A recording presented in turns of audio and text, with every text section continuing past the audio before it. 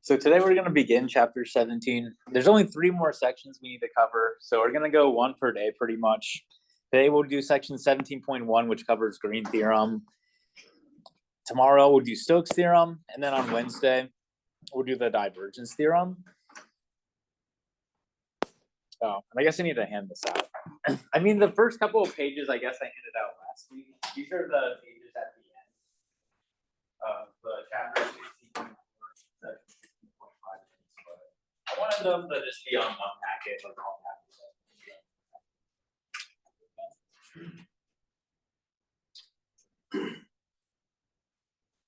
So I kind of talked last Wednesday for the last 5 minutes or so. Kind of discuss the larger picture of chapter 17, where chapter 17 is really just about generalizing the fundamental theorem of calculus into various dimensions. I mean, I've already done this like a number of different times already, but just one more time, I guess. Actually, it's probably gonna be more than one more time, right? There's like this cheat sheet thing that I'll hand out on Wednesday of this week.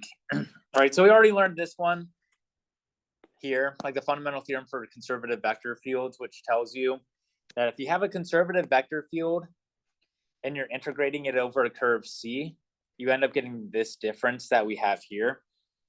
And so Green's theorem is going to answer the question of what happens, or is there like another formula we can use when we have that the vector field we're integrating isn't conservative? And that's where Green's theorem is going to come into play. And again, the big idea is we're going from some 2-dimensional region, say D here, and we can choose to either integrate it in terms of a double integral, or we can apply Green's theorem, and we can apply Green's theorem, which means we can instead integrate it over the boundary of the curve instead, which would then be a line integral over the vector field. So that's where we're reaching to today. And again, I'll hand out that cheat sheet on Wednesday. And again, there is a homework on due on Thursday. I'll probably go through a couple of problems throughout the week, depending on how much time we have. And I think that's it. There's no reading assignments, and then there's a group work on Friday. And then the exam in this class, the final exam for this class is Friday. I think May 8th or May 9th, one of those 2 days. It'll be May 9th, so it's still a little less than 2 weeks away. But I'll send you a final exam review, and we'll have like a chapter 17 group work review as well. Okay, so I think I've kind of already talked about the first couple of paragraphs here, right? So in this chapter, we study the generalizations of the fundamental theorem of calculus. We've already seen the fundamental theorem for conservative vector fields. We have these new theorems, Green's theorem. Okay, we already know this. I already talked about this. This is what I've been talking about Wednesday and a little bit already here today. So finally, we're looking at Green's theorem. And so this is what I was talking about earlier. So in section 16.3, we show that the circulation, i.e. the work of a conservative vector field F around every closed path ends up being 0. Again, this is only for conservative vector fields. Just because you're integrating over a closed curve doesn't mean it's 0. It's when you're integrating over a conservative vector field that it ends up being 0. So vector fields in the plane, Green's theorem tells us what happens when F is not conservative. And so before going into the actual theorem, there's a couple of, I guess, 2 bits of notation that we need to understand. Right, so to formulate Green's theorem, we need some notation. We're going to consider a domain D in the plane whose boundary C is a simple closed curve. So this is a closed curve that doesn't intersect with itself. So if you had something like this would be a closed curve, but it's not a simple closed curve because it intersects itself at the point that I'm circling here. Wait, maybe I should actually write that permanently. So it's like this would not be a simple closed curve, right? Because it intersects with itself, has self-intersections. So this is not simple. But this would be simple because it doesn't intersect with itself, right? And so we follow, I guess, what's standard usage for denoting the boundary curve C. So it's denoted kind of this partial D here. So if you see like this partial sign, This means we're looking at the boundary of whatever region we're taking into consideration. So if you're looking at this example, this is the region D we're taking into consideration. The boundary of D, denoted by this partial D, is this what I'm highlighting here, right? It's kind of the outline of the region. And so we're going to have this notion of a boundary orientation for our surface or region D.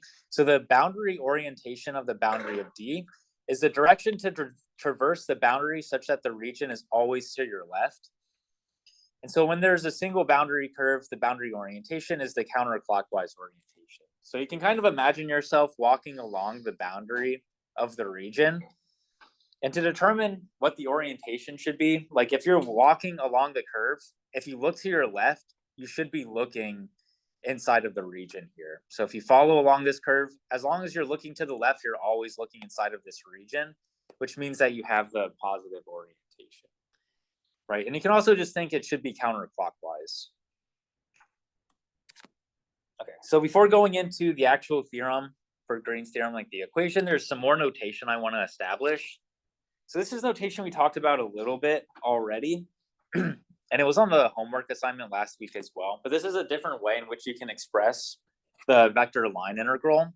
So if we're doing a vector line integral like this, instead of, like, this is kind of the, I mean, you can write this out in a different way, right? We know we can write this out as like f of r of t dotted with r prime of t dt. But this is kind of how you start off writing out the vector line integrals. And so instead of writing out this differential in terms of r, we can rewrite dr as the following vector differential, right? So dr is really like dx, dy, dz, this vector of differentials. And so if you actually perform this dot product, it's really just going to be the dot product of the following two vectors. You have the vector field dotted with your differential. And so this dot product is the same as writing it out as this following combination or following sum. Right, so, I mean, we're really just writing the same thing over again. So you can write your integral in this way, or you can write it in this way. It's the exact same thing. So if you have an integral in this notation, all it's saying is that you're integrating a vector field where the first component is f1, the second component is f2, and the third component is f3. And so we're writing in this way just because that's how people usually do things for Green's theorem. So that was in terms of 3 dimensions. You can restrict your focus to 2 dimensions. So if you have a vector field that just has 2 components, you can rewrite the following vector field integral in terms of the following integral of this linear combination. It's the exact same thing.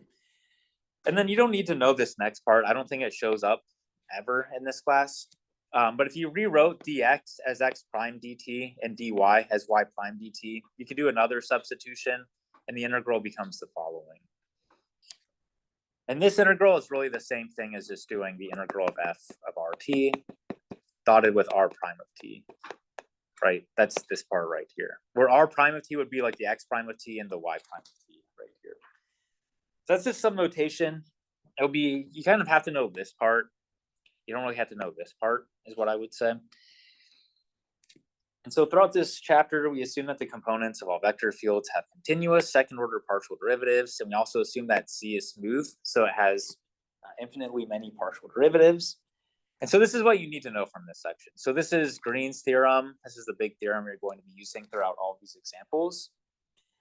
So what Green's theorem tells you is that if we let D be a domain whose boundary is a simple closed curve that's oriented counterclockwise, then if f1 and f2, i.e. the 2 components of your vector field, have continuous partial derivatives in an open region containing D, then we have that this integral over the boundary of D of our vector field f1, f2 is the same as doing the double integral over the domain D of this difference that we have here. So it's the same as doing the partial of f2 with respect to x minus the partial derivative of f1 with respect to y.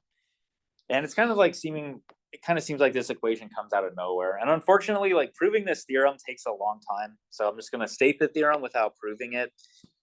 Even just like doing a brief overview, it takes like a page or two. So I don't like saying it, but kind of just remember the equation. If you want to see the proof, it's in the book, but it's kind of complicated. So we'll go through a couple of examples.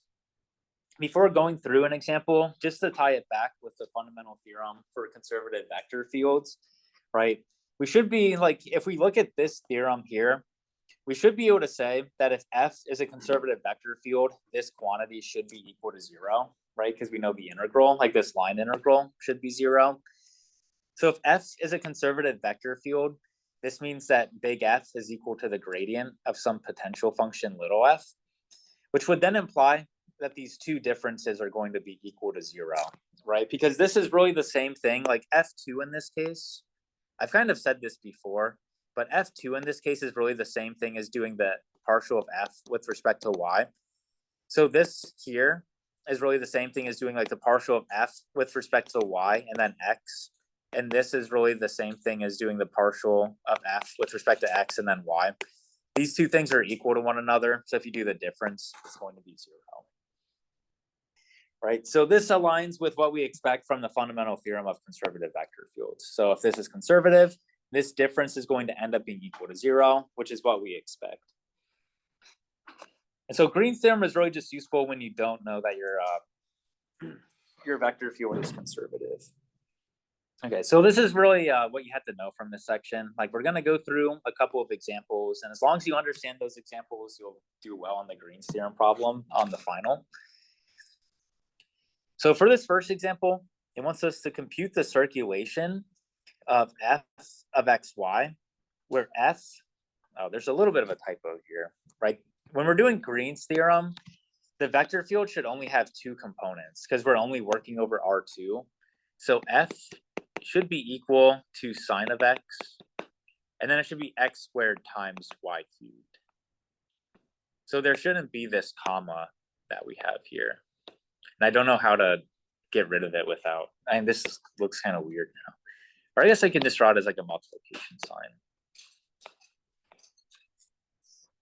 That doesn't look any better. Anyways, this is what f should be, right? It should be these two components.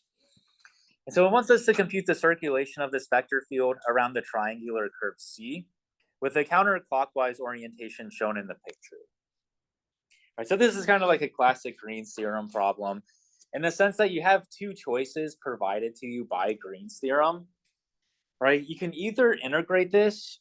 What Green's theorem tells you is you can either integrate over this triangle via the boundary.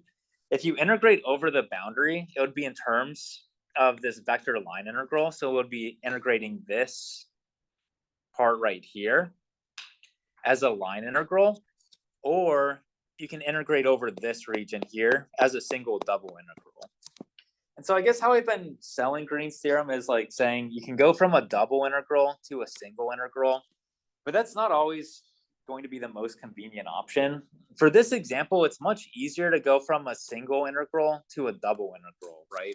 Because if you do the vector line integral here, you have to do, it's like kind of this annoying problem that was on your homework last week, where you had to integrate over this line segment here. Then you have to add to that the integral over this line segment here. And then you would have to add to that the integral of this line segment here. So if you wanted to do it as a line integral, it would have to be the sum of three integrals. So you have to do three line integrals. What Green's theorem tells you is instead of doing the three line integrals, you can just do it as a single double integral over this region, right? Which is much easier to deal with, right? And so we're gonna do it as like the double integral is what I'm getting at. So we have like the circulation, just as a reminder, like what is circulation? When you see circulation, this is really just the same thing as asking you to find this vector line integral over C of f dot dr, where C is equal to the boundary of D here. So whenever you see circulation or work, really circulation is just work over a closed curve. So like when you see work, when you see circulation, it means you're doing a vector line integral. And so what I was saying before, like why do we want to do a double integral instead of like this single vector line integral here? The reason why we want to do this as a single double integral is if you wanted to calculate it as a single integral here, you would have to integrate. So it's like C1, this is C2, this is C3. You would have to do it as like C1 f dot dr plus C2 f dot dr plus C3 f dot dr, right? You would have to compute 3 of these integrals to find the vector line integral, or like the circulation over this. Instead, what you can do via Green's theorem, so this is where Green's theorem comes in and makes this problem much easier to do, is Green's theorem tells us we have the following equality. So Green's theorem tells us that this integral here is really the same thing as the following double integral. So it's really the same thing as just doing this double integral of the partial of f2 with respect to x minus the partial of f1 with respect to y. And I mean, let's just do like dy dx here. All right, and so this is going to be over the region D. Actually, before doing like the dy dx, let's just write this out as dA. So the reason why this is easier is instead of doing these 3 separate integrals, you can do it as a single double integral right here, which will make it so this will be easier to do as long as you know how to do double integrals from chapter 15. Right, so now we need to think in terms of like, what are we actually integrating with respect to this double integral? And so f2, when you see f2, this is just telling you that you're looking at the second component of your vector field, and then you're taking the partial derivative with respect to x. Right, so this is really doing the partial derivative. I'm doing this in kind of a lot of detail just so that way everyone understands everything. Because this really isn't that bad as long as you understand a couple of examples, right? F2 is just the second component of your vector field. F1 is the first component of your vector field. So this is the partial of sine of x with respect to y. And then this will be, let's say, like dy dx. And so let's find the bounds of integration that we have. The bounds of integration are really nice for this integral, right? So with respect to y, y is bounded above by this line that we have here. But you can see when x is equal to 2, we have y is equal to 2 as well. So this line here is this y is equal to x. So we have that y is bounded between 0 and x. And then we see that x is bounded between 0 and 2. So the bounds of integration are quite nice for this problem. Right, and so it's just a matter of computing these partial derivatives and then computing this double integral, and then we'll be done, right? So this is going to be the double integral from 0 to 2 and then 0 to x. The partial derivative of x squared times y cubed with respect to x is going to be 2x times y cubed. And then the partial derivative of sine with respect to y is just equal to 0, right? So this is going to be minus 0 dy dx. And I'm just going to erase the minus 0. Right, so now we have something that's much easier to compute rather than doing these 3 separate vector line integrals. All right, so then you can integrate with respect to y. If you integrate with respect to y, you get the following. So this is going to be the integral from 0 to 2. You'll have a 1/2 x y to the 4th power going from 0 to x dx. And then from here, if you plug in x is equal, or y is equal to x, this is going to become 1/2 times the integral from 0 to 2 of x to the 5th power dx. And then if you integrate with respect to x, you get 1/6 x to the 6th power. You plug in x is equal to 2, and you end up getting the following. So this ends up being equal to 64/12, which you can simplify to being 16/3. Right, so you can see this is much easier, right? I mean, even this, like, it was the first time we went through such an example, so I went through it with probably more steps than what's required. I mean, you can really just go from here to here,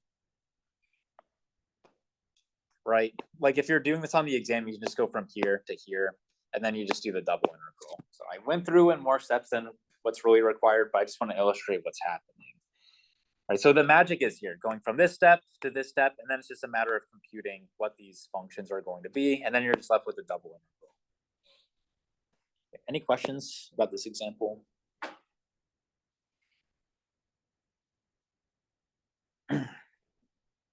Okay. And it's worth noting, I mean, we'll be looking at Stokes' theorem a little bit today, probably. It's worth noting that this quantity here is really just equal to the curl of F and R2. So this part here is really just equal to the curl of F. It's not really written this way, but it's one way of remembering things, because when we do this, when we go up to Stokes' theorem, it's pretty much the same thing as Green's theorem, except we're doing it in 3 dimensions instead. And so we'll be looking at the curl of F, and it'll be a little bit more complicated than this, but the idea is the exact same. Any questions before I move on? Okay. Yeah, so I'm just going to go through, I think, just 2 more examples here, and then we'll go on to Stokes' theorem. So for this next example, it wants you to compute the following line integral. So we're looking at the line integral over the natural log of x plus y for the first component of your vector field minus x squared in your second. So let me, they're using kind of this weird notation. So what it's telling us, like how to read this, is it's saying we have the following vector field. The first component of the vector field is the natural log of x plus y. The second component is this minus x squared. So that's how you read this notation. It's really just asking us to find the line integral over this vector field. And then we're integrating over this curve C, where C is the rectangle with vertices given by 1, 1, 3, 1, 1, 4, and 3, 4. So it looks something like this. So you have 1, x is equal to 1, 2x is equal to 3. And then we have from y is equal to 1 to y is equal to 4. So these are the 4 vertices that they tell us. These are like the corners of your rectangle.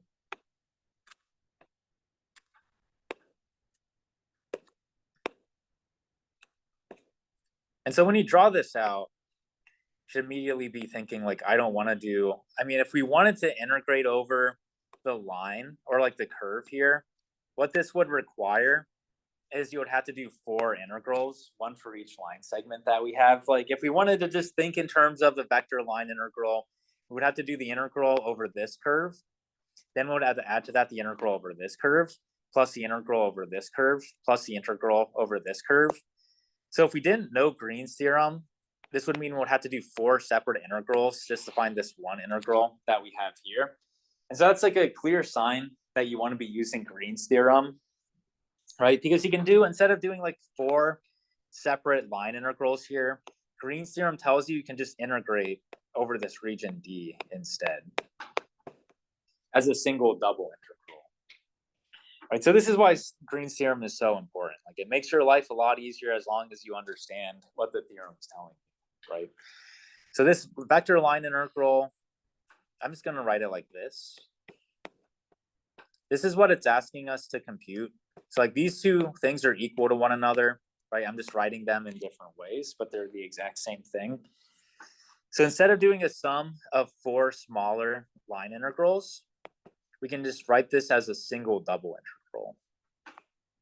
And it's like doubly nice because we're integrating over a rectangle. And we know integrating over a rectangle is very easy and that you don't have to do anything special with the bounds of integration. So that's another sign that you should be thinking in terms of the double integral instead of the like this vector line integral. Right. So this is going to be, if we're doing like dy dx, right, the bounds of integration is going to go from 1 to 4 with respect to y. And then with respect to x, we're just going from 1 to 3. And then in terms of what's going to be inside of this double integral, again, you do the partial of the second component with respect to x. And then this is going to be subtracted by the partial derivative of the first component with respect to y. So we minus the partial derivative of the natural log of x plus y with respect to y.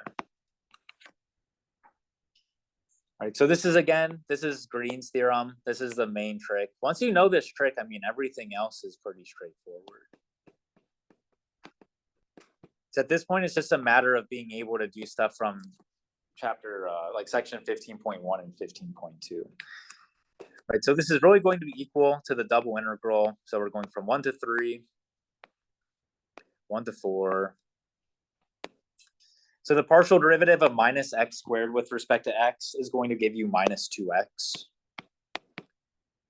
And then we have minus the partial derivative of y with respect to y. So that'll give you a minus 1. And then this is dy dx. Right, so now we get something that's easy to compute, right? We just have a polynomial and two variables.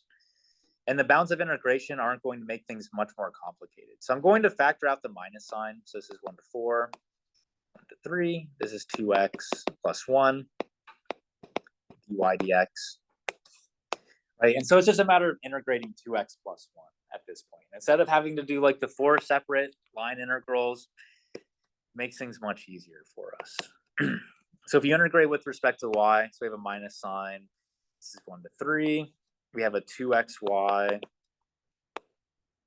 plus y going from 1 to 4.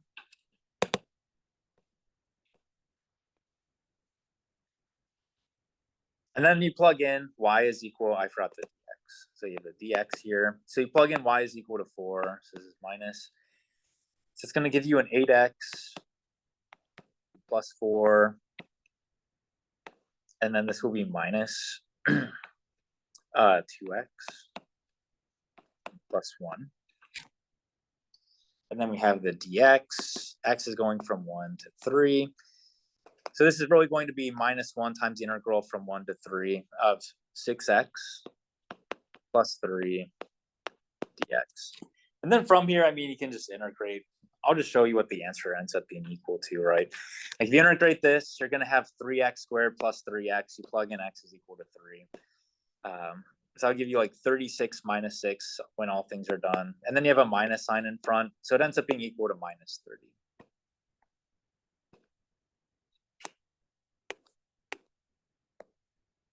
Right. So hopefully, I mean, you kind of understand things that really aren't that bad here, right? The main thing to remember is this formula. And then what the formula is telling you, right? Like this is really just saying we can integrate over the two-dimensional region or we can integrate over the boundary. And there's a lot of instances, I mean, we've only looked at 2 examples so far, but you see sometimes you want to do the double integral instead of the like single vector line integral, right? Because if you want to do the vector line integral here, it really is a matter of 4 smaller integrals, which can take a lot of time and would be very tedious. Any questions about this example? Okay, so there's only one more problem I wanted to do with Green's theorem. I'll say Stokes' theorem, there's going to be a lot more examples because it's a little bit more difficult and it's a little bit more general as well. So I kind of want to just breeze through Green's theorem and then go to Stokes, which we're going to do today and tomorrow, probably. So the last thing I wanted to talk about with respect to Green's theorem is how we can compute the area via Green's theorem. So we've seen before that if you want to calculate the area over a region, say like D, it's the same as computing this double integral. Let me write it like this. So we have that the area is equal to this double integral of our region D over the function 1 dA. So we've seen that the area can be expressed as this double integral over 1. And so what we've seen from Green's theorem is that we have a way in certain scenarios where this double integral can be expressed as a single integral, right? So if we have like a simple closed curve C, this could be equal to like f dot dr. Assuming that the vector field makes it so if you do like the partial of f2 with respect to x and subtract by the partial of f1 with respect to y, it ends up being equal to 1. So we're going to see that there's a way of computing area via like this vector line integral, which could be advantageous in some examples, as we'll see here. So we can use Green's theorem to obtain the formulas for area, for the area of the domain D enclosed by a simple closed curve C. And so this is what I was getting at. I didn't write it down, but I said it verbally. So the main trick here is we want to choose a vector field given by F, which is given by like the first component F1, second component F2. such that the partial of f2 with respect to x minus the partial of f1 with respect to y ends up being equal to 1. The reason why we want to choose such a vector field is so that way we end up getting the following line of equation here, right? So if we have a vector field f that satisfies this equation, then if you do the vector line integral over C of this vector field, by Green's theorem, this is equal to this double integral. And by choice of a vector field that we've made, we know that this is equal to 1. So this really just ends up being equal to the following double integral, which is equal to the area of your region, right? So as long as you choose your vector field appropriately, such that this condition ends up occurring, we can write the area in terms of a vector line integral. And so this is going to be advantageous when you want to compute the region or the area of something and you know how to parameterize the boundary of that region, which is what we'll see in the next example. So some examples where this equation is going to hold is if you choose vector fields like f of xy is equal to 0x, right? Because if you choose f to be equal to 0x, the partial of f2 with respect to x will be equal to 1. The partial of f1 with respect to y will be equal to 0. So this equation would end up holding. And then similarly, if you chose f to be equal to minus 1, 0, this partial would be 0, and then you'll do minus 1, right? When you take the partial with respect to y. So these are two vector fields that work. Like they satisfy this condition. So if you integrate it for this vector line integral, then you end up getting it's going to be equal to the area. Right, so this is one example where it's more convenient, I would say, to use this vector line integral instead of doing things in terms of the double integral. So for this example, it wants you to compute the area of the ellipse. So we're given an ellipse, x over a squared plus y over b squared is equal to 1. And it wants us to find the area. And so this is nicer. It's nicer to work with this understanding than it is to do the double integral. If you wanted to do things in terms of the double integral, we would have to do things in terms of polar coordinates. Actually, we have two different radii, so even with polar coordinates, it wouldn't really, I guess it would still work. But it's easier to just do in terms of like the parameterization, right? And so we can do the following. So we're going to consider the following vector field. So we're going to choose a vector field. Well, before I say that, like again, to compute the area instead of doing the double integral, we want to do like the single integral. So we're going to choose a vector field that satisfies this condition right here. And so you can just go, I'm just going to go with this vector field. Just choose f to be equal to 0x. So we're going to consider big F is equal to 0x.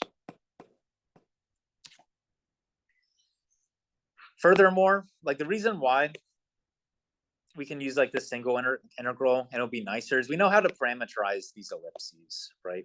So like the ellipse is parameterized by the following. So the ellipse is parameterized in the following way.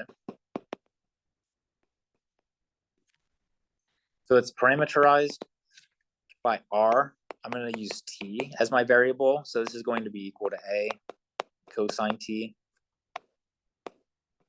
and then b sine of t.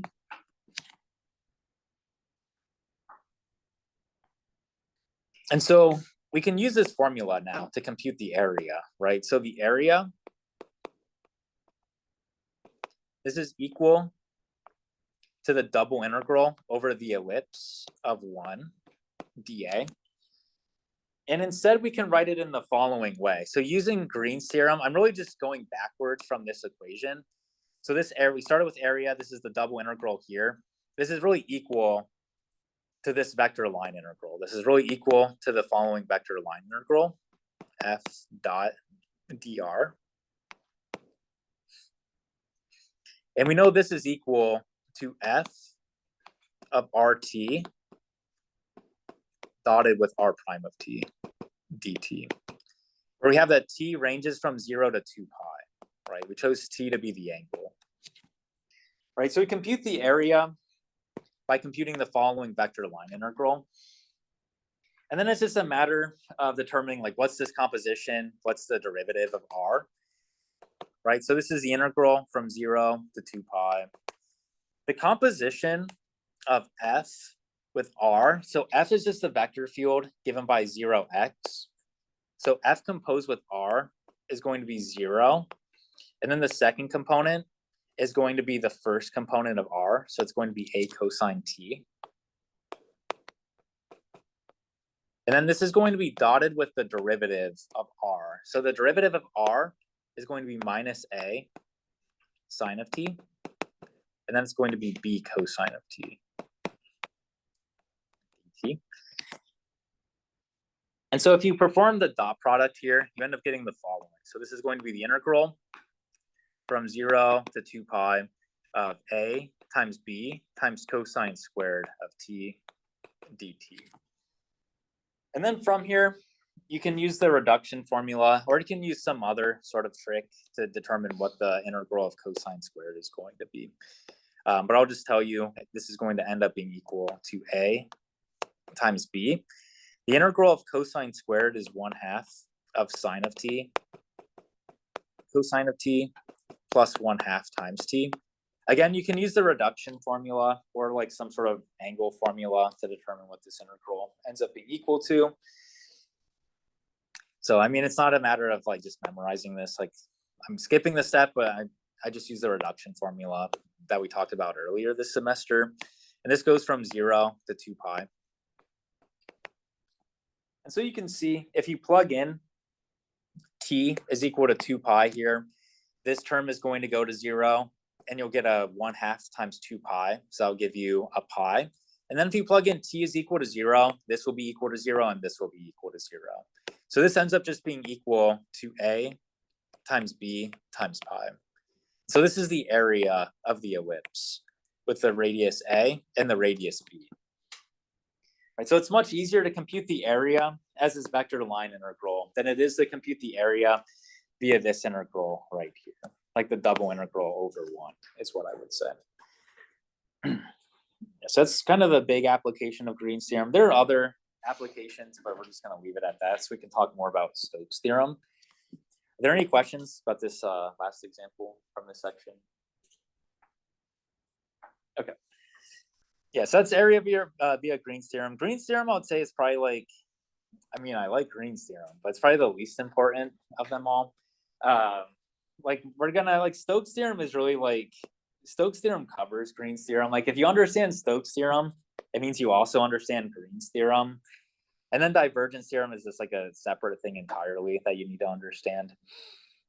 So I'm not going to spend that much time talking about Green's theorem when we can talk about Stokes' theorem instead. Okay, so Stokes' theorem is really just Green's theorem, except instead of going from something that's two-dimensional, like instead of doing like a surface in 2 space, we're doing a surface in 3 space. That's how we're generalizing things. So Stokes' theorem is an extension of Green's theorem to 3 dimensions, in which circulation is related to a surface integral over a surface in R3. Right, so what we've been doing so far is we've been doing a double integral over a subregion of R2. Now we're going to be doing a surface integral over a surface in R3, which means that we'll have to use this formula here, right? We're looking at vector surface integrals, so we have to use this equation. Or we can integrate over the boundary, as we'll see. Give me a second. I went to the first page. It's not that big of a deal. Yeah, so this is the main idea. So just like in Green's theorem, we're going from the boundary to the general region with the same idea holds for Stokes' theorem. So the figure below shows 3 surfaces with 3 different types of boundaries. Again, we're going to denote the boundary of our surface by this partial S right here. Then we say that a surface is closed if it doesn't have a boundary. This isn't going to be super important, but it's worth noting, I suppose. If the surface doesn't have a boundary, there should be like partial S like this. Then we say like the partial of S ends up being like this empty set notation. It's not really going to show up, right? So the big idea with Stokes' theorem in terms of what regions we're integrating is if we have a surface like this in R3, so this is a 2-dimensional surface, like it looks 3-dimensional, but this is completely hollow. So if you were to pierce it, it would be completely empty inside. So that's why it's 2-dimensional, even though it kind of looks like it should be 3-dimensional. So what Stokes' theorem is going to tell you is you can either integrate over, you can either do a vector surface integral over this surface here, so over this region, or you can do a vector line integral over the boundary of the surface. And so just from this example alone, I mean, it should tell you why this is going to be important, because if I ask you to integrate a vector surface integral over this region here, be like, well, how do I parameterize that, right? Like this, it looks wonky. Like I have no idea how you would actually parameterize this thing. Like it looks messed up. But if you were to integrate over the boundary is just a circle, right? So you can just do like a cosine t, a sine t, or something like that, and that'll parameterize this, right? So that's already, you kind of see the importance of understanding Stokes' theorem, because then you can integrate something like this much more easily. Here's another example. Kind of looks like a pair of jeans or something like that, where you just have more boundaries. So for every boundary component you have to your surface, it's going to add one more integral. So you could do the vector surface integral over this surface here in R3, or you can do the vector line integral over the 3 boundary components that we have, in which case it'd probably be easier to do the boundary components just because we don't know how to parameterize this weird looking shape. And then I guess as a final example, like this circle or sphere here is empty. This is, or like the boundary is empty. So this is what's known as a closed surface. You don't really need to know about closed surfaces in this class, I would say. And so the big thing you need to know is Stokes' theorem. That's the big theorem here. Before I go into the statement of Stokes' theorem, we're always going to assume S is an oriented surface with the following parameterization, right? Like if we're looking at a vector surface integral, we need to think in terms of a parameterization of our surface. So we're going to assume our parameterization is denoted by this fancy G, where D is the domain in the plane bounded by smooth, simple closed curves. More generally, S may be a finite union of surfaces of this type. Let's just go in the theorem. You don't have to, I mean, this is like building things up, and it's not really going to be that relevant. So this is Stokes' theorem. This is a really important theorem that you need to know for the final exam. There'll be one problem on this at least. So Stokes' theorem says the following.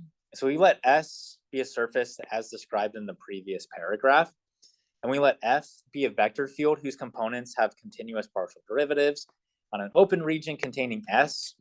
Then we have the following relation between the vector line integral and the vector surface integral. So this is what I was saying before. Like this integral, this is a vector line integral over the boundary of your surface. So that's like this. You can either integrate over this region. That's what this integral is telling you. And this is going to be equal to doing the vector surface integral over the curl of F. So that's this part right here. So you can either do the double integral over this region, or you can do the single vector line integral over the boundary. That's what Stokes' theorem is telling you. And so this is going to be, it's a little bit different. Actually, it's the exact same. I mean, that was the whole point of me writing down curl before, right? So this is saying that these two integrals are related to one another by, you can either do the double integral over the curl of F, or you can just integrate F over the vector line integral. So this is like the double integral is over the curl. It's something that you need to remember, right? And again, this is why I was saying what I was saying earlier. Like we're doing the double integral over the curve or over the curl, and this looks different from what we were doing before. But as I said before, like this is just equal to the curl in 2 space, right? Like if you're in R2, this is what the curl looks like. So this part here, this is really just equal to the curl of F. So Green's theorem is really just Stokes' theorem, except you're reducing to R2 instead of being in R3. So I'm trying to like reduce the amount of like confusion and memorization that's required. So Green's theorem is in R2, Stokes' theorem is in R3 is what you need to remember. And then I guess if S is a closed surface, then we end up getting the following ends up being equal to 0. And so curl by definition is equal to the following cross product. And so this tells us that Stokes' theorem can be written in the following way. So this vector line integral over the boundary of S is really the same thing as doing the vector surface integral over the cross product of this del operator crossed with f. I'm just saying this is the definition of curl. I'm just doing a substitution. Okay, I don't think I need to write the last part. So we'll get started with this example. I probably won't be able to finish it, but may as well get started with it for tomorrow. Just kind of see like how these problems go. Yeah, okay. So for this example, it wants you to use Stokes' theorem to show that the circulation over this curve ends up being equal to 0, right? So it wants you to show that this vector line integral ends up being equal to 0, where we have that the vector field f is given by sine of x squared e to the y squared plus x squared, and then z to the 4th power plus 2x squared. And then we have that c is the boundary of the triangle in the region below, in the figure below, with the indicated orientation. Right, so I probably won't get started too much with actually the computation that's going on here. But I'll just say the following, right? So what Stokes' theorem tells you is, again, we're in the same kind of scenario as Green's theorem, where we can either compute the vector line integral over the boundary. If we were to do this, we would need to parameterize this line and then do the integral, this line, and do the integral, and then this line, and compute the integral. So if you do the vector line integral, you're really computing 3 individual integrals over 3 parameterizations, which would be a lot of work, right? And so this is where Stokes' theorem comes in. Like, instead of doing the 3 separate line integrals, you can instead do a single vector surface integral over the region enclosed by the curve, right?